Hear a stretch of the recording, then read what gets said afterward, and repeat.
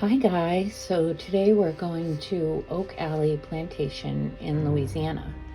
This plantation is really cool because unlike the other plantations that I've researched, it acknowledges that they did have slaves and they even have a slave database, which is really interesting.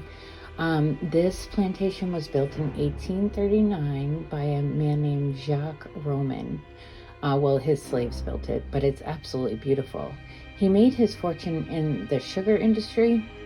He died of TB in 1848, and his wife took it over. But apparently, she loved to spend money, and she drove the plantation to almost bankruptcy. Her son Henry took it over, but he did not make it thrive again. In 1866, the plantation was put up for auction, and it was bought by a man named John Armstrong.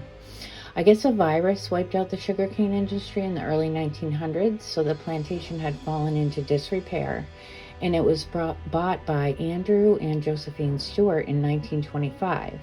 They used it as a cattle ranch, and they restored the plantation to its former glory. When Josephine died in 1972, she left the plantation to the Oak Alley Foundation, and now it's a historic bed and breakfast. There were even a few movies filmed there, like Interview with a Vampire and Netherworld, which is pretty cool, I think. Some of the hauntings at Oak Alley include employees that report hearing the sound of a woman crying, which could be a slave. Several people have reported seeing a tall figure, which could be Josephine Stewart. I guess she was really tall and she had really long hair. Many people report seeing her. Others have reported seeing a male apparition in the kitchen area, which could be Andrew Stewart, seeing that they love the property so much. Either way, this plantation is absolutely beautiful and is really rich in history. I definitely personally think it's haunted. In the next part of the series, we're going to be moving on to haunted asylums.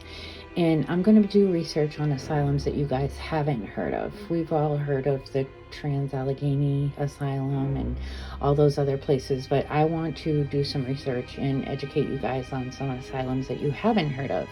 So stay tuned.